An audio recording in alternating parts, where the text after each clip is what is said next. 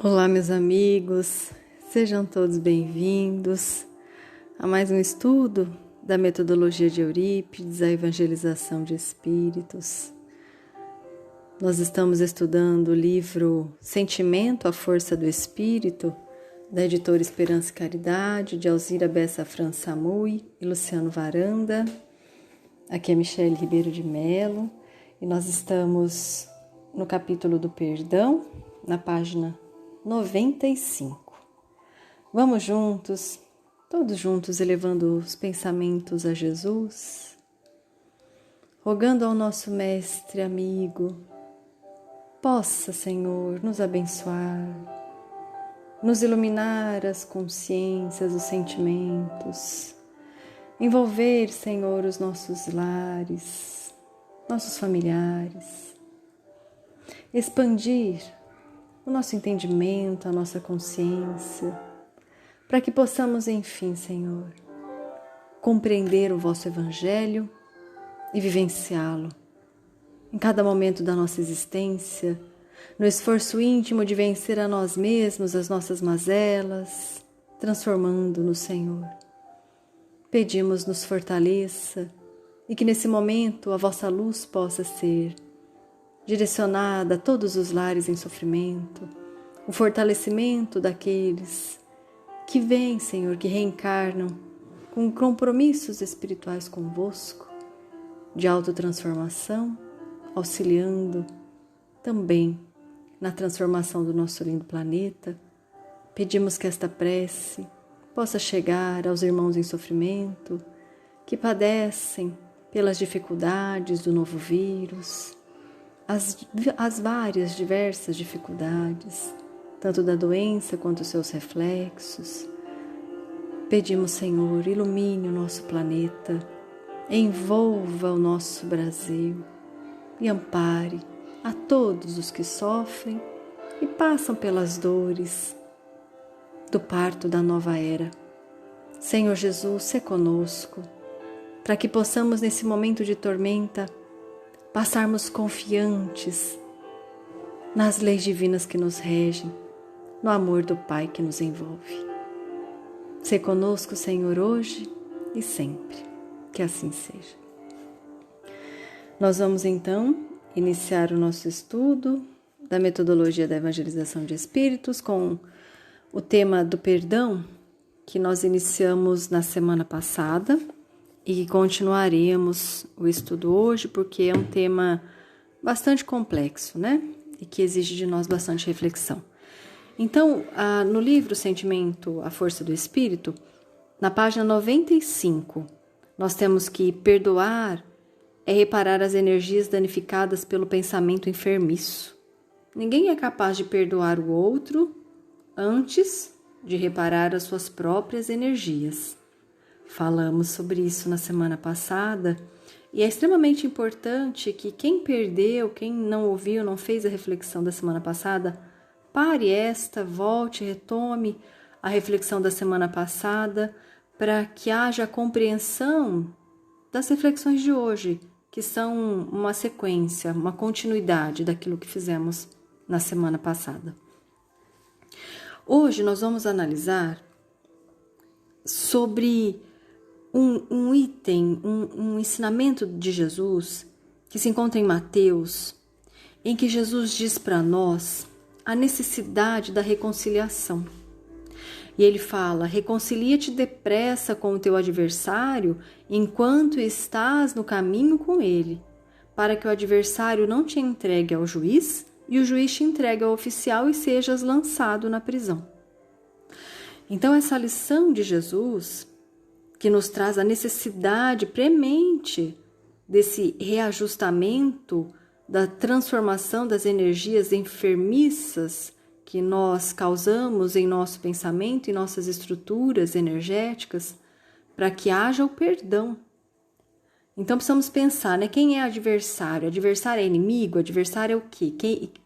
Quem é esse adversário? Nós temos em nossa existência adversários? Onde eles se encontram? Estão muito próximos?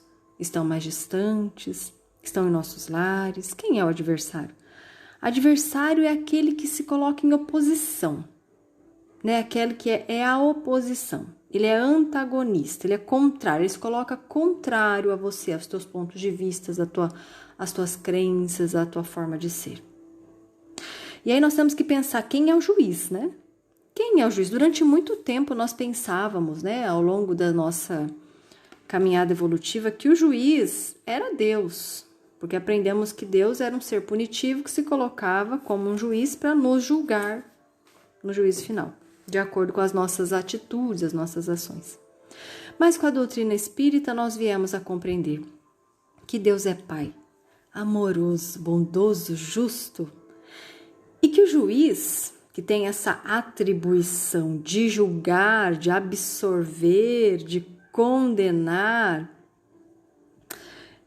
esse juiz, né, que absolve, né, perdão, não é absorver, absolver, né, ou que condena alguém a ser preso, a permanecer um tempo encarcerado, até que retome as condições de poder conviver em sociedade.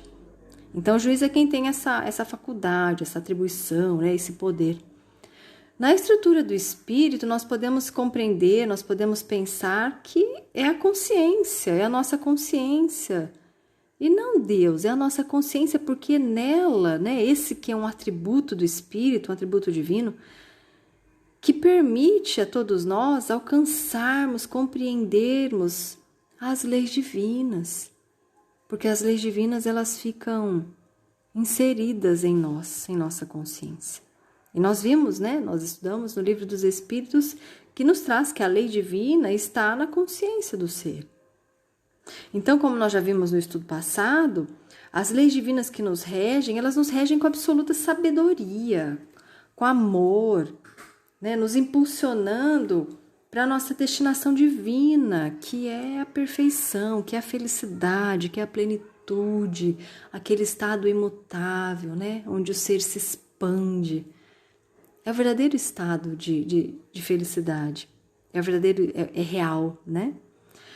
Então, quando nós transgredimos uma lei na Terra, acontece uma sanção, acontece uma punição, né? Se eu andar com excesso de velocidade, eu receberei uma multa compatível com essa falta. Se eu ferir o semelhante, eu tomarei tantos anos de prisão de acordo com o ato cometido, com atenuantes ou agravantes de acordo com o ato cometido, se premeditado ou não, se no calor das emoções, enfim. E na vida do espírito, acontece o mesmo, né? Quando nós transgredimos as leis divinas, quando nós ferimos alguém, quando nós magoamos o outro, quando nós traímos, quando nós abandonamos, enfim, julgamos, ou seja, quando cometemos o mal, né? Agimos pelo mal, nós ferimos alguém, nós ferimos o próximo, nós ferimos a nós primeiramente. Nós ferimos primeiramente a nossa estrutura mental, perispiritual, de sentimentos, e isso ocasiona para o espírito deformidade espiritual, deformidade em sua estrutura energética, vibratória, em seu perispírito, porque ele foge da destinação. A nossa destinação é para o amor, é pelo amor e para o amor. Ao fugir, ao transgredir essa lei, existe uma consequência natural do ato, não é Deus que nos põe. É uma consequência natural do ato, né? E nesse processo é que nós somos lançados então na prisão. Que prisão é essa? É uma cadeia pública, um presídio terreno? Não, né? Nós estamos falando das construções do espírito. Nós somos julgados por nossa própria consciência. Nós somos aprisionados, presos por nós mesmos. Aquela condição do transgressor da lei, que fica preso, que permanece preso no estado que gera no espírito muitos nódulos, sulcos energéticos, de dor, de cristalização doente, de endurecimento dos sentimentos enfermos. Quando os núcleos energéticos enfermos que acabam atraindo situações necessárias à reparação de tudo isso que foi causado em nós e no outro. Então, a necessidade de reparação, de cura desse processo enfermiço do espírito. Então, nós vimos no estudo passado o ciclo, né, das ações no mal e que pedem a reparação. Nós vimos que uma ação no mal, ela causa um aprisionamento do espírito, um aprisionamento do ser, que não consegue avançar, evoluir e progredir até que ele repare as energias danificadas em si, que ele repare o dano causado no outro. Então, após o ato, né, o ato que foi gerado pelo mal, o ser cai em si, né? Nós vimos que o ser cai em si, ele se arrepende e busca, então, uma oportunidade de se reajustar com a lei divina. E esse reajustamento das energias que foram danificadas, ela acontece por meio de situações que oportunizem a expiação, o expurgo daquelas energias pela transformação das suas vibrações na estrutura mental, na estrutura de sentimentos. Aí o ser sente em si o mal que causou no outro. E nesse ponto da evolução, ele poderá reparar, então, essas energias que foram danificadas, essas energias doentes, toda essa cristalização, e construir em si novos sentimentos, sentimentos sublimados, valores espirituais que ele ainda não possui. E nesse ponto, nesse nível em que ele se encontra, ele pode construir essas estruturas renovadas que permitirá que ele se eleve, que ele siga seu processo evolutivo com valores morais novos. Mas, o que acontece se o ser cair na retroalimentação dessas estruturas doentes? Se ele cai nesse momento de reparar, ele cai. Ele alimenta as estruturas doentes. Nesse momento de passar pelo mal que ele causou a alguém lá no passado, ele não se lembra mais. E aí nessa existência, se ele reforça esses pensamentos de mágoa, de vítima, o desejo de vingança, muitas vezes camuflado aí de justiça, né? Ele interrompe esse processo do perdão. Ele se fixa no mal que há nele, ele fermenta o mal que há nele, pelo mal do outro que o atingiu. Atingiu em cheio, bem naquele calcanhar de Aquiles, né, que nós falamos. Atingiu em cheio o seu ponto frágil, seu ponto energético frágil. E ele alimenta, ele fermenta essas energias doentes. O que acontece? Paralisa nessas cristalizações, né? Conforme nós falamos já no estudo passado. Então, no livro da metodologia da evangelização, quando na página 95, ele traz para nós que à medida que o espírito desvencilha-se de seus sentimentos doentes, ele busca novas conquistas, promovendo a estabilidade no pensamento. Então, olha só, à medida que o espírito vai se desvencilhando desses sentimentos enfermos que o aprisiona, que o leva à prisão, né? Que acrisola, que cristaliza, que interrompe o fluxo divino em si. Então, quando ele vai se desvencilhando disso, ele vai se dissolvendo dessas camadas de energias doentes e entra no processo de transformação, ele busca as suas novas conquistas. E isso traz para o espírito harmonização, estabilidade do pensamento. Olha que maravilha! Que conquista para o espírito, estabilizar o seu pensamento, que fará com que o seu processo de evolução ganhe um ritmo muito mais acentuado, um ritmo novo, novas conquistas pela harmonização da sua usina, né, que é o pensamento, os atos mentais.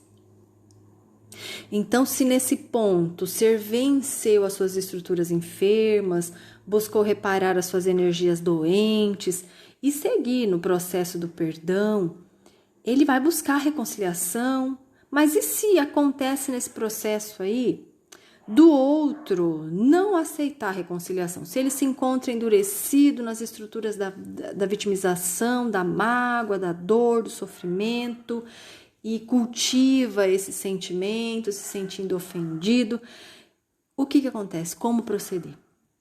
Como que nós vamos conseguir, então, reparar se eu busco reconciliação, mas o outro não? O que fazer, né? Então, nessa hora, é preciso dilatar a compreensão. Não cair em culpa, nem em querer guerrear, animosidade, porque isso impediria todo o processo, né? Porque isso nos leva ao mal. Mas usar da compreensão do tempo do Espírito. O tempo do Espírito. Compreender o tempo do Espírito é extremamente importante para que a gente consiga se relacionar, né? Então, é perceber que o outro não se encontra pronto, preparado para fazer esse processo de reparação de todas as energias danificadas no seu pensamento, no seu sentimento, porque ele está preso, ele está na prisão. Ele está aprisionado nas estruturas do magoado, do ofendido, do ferido, né?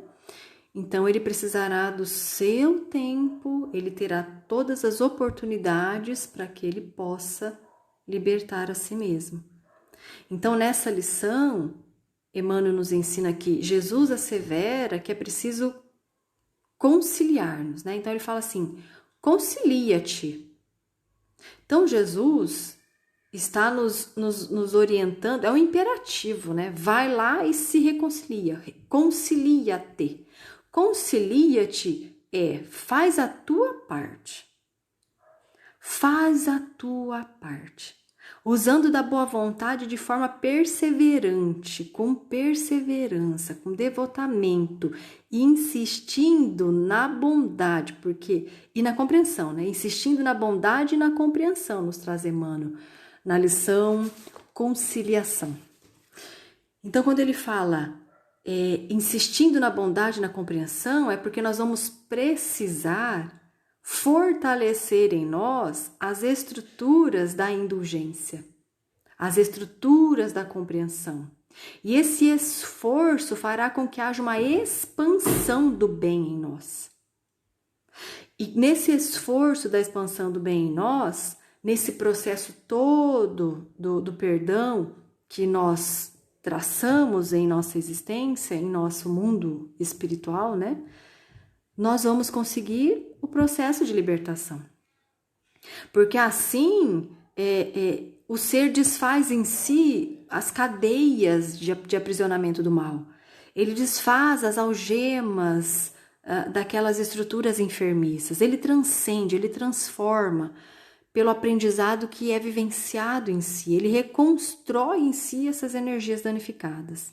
Então ele se liberta. Ele se liberta. O outro, não estando pronto, terá o seu tempo.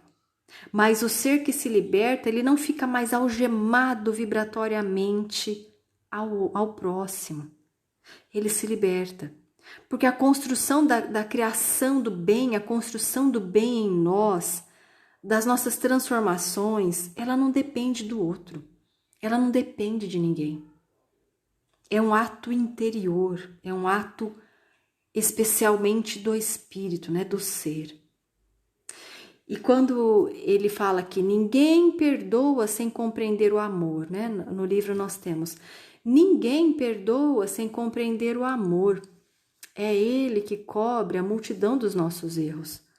Através do amor dissolvem-se as vibrações do ódio.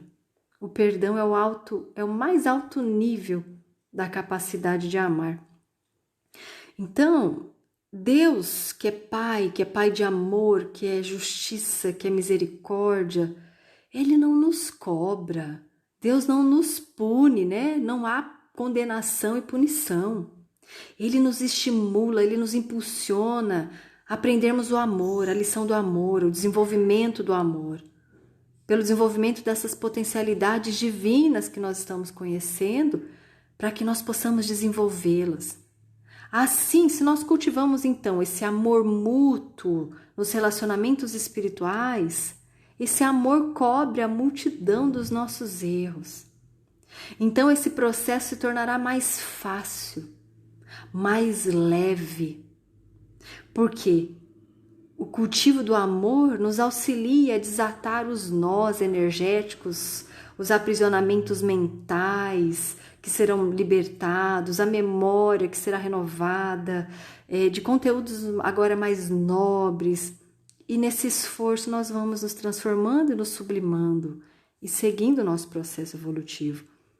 Assim nós passamos então a cultivar os nossos atos mentais, os sentimentos, as nossas ações com responsabilidade do espírito que busca a lucidez, de quem compreendeu que as suas escolhas geram consequências e que impactam profundamente no seu processo evolutivo, e que somente pelo cultivo do amor nós alcançaremos libertação e progresso.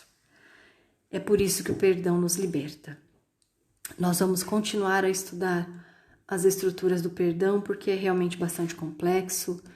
Vamos buscar em nós, nessa semana, pensar em quem pode ser aquele adversário que demanda de nós situações que nos permitirão essa libertação. E trazer para a luz da consciência que ações mentais nós precisamos cultivar para que haja verdadeira libertação em nós. E assim nós vamos expandir o bem e expandir o amor.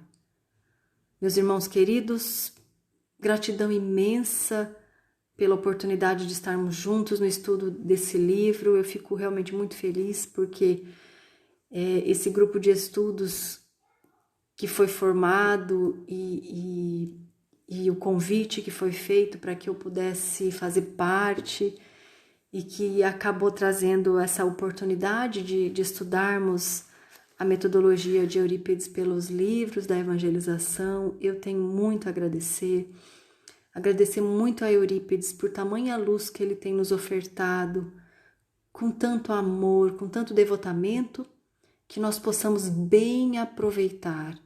Nós estamos passando por momentos de turbulências naturais dessa transição planetária. Há uma densidade vibratória em torno do planeta pedindo de nós esse esforço de transcender, esse esforço de transformar, esse esforço de sublimar, vencendo as nossas estruturas doentes. E essas oportunidades de perdão chegarão a nós, porque é um convite à renovação e à regeneração. Que nós tenhamos olhos de ver, como espíritos mais lúcidos, essas oportunidades e bem aproveitá-las. Agradeçamos a Jesus com todas as forças do nosso ser, pelas oportunidades a nós concedidas, e que Ele nos fortaleça, nos ampare e nos guie hoje e sempre. Um grande abraço a todos, até semana que vem.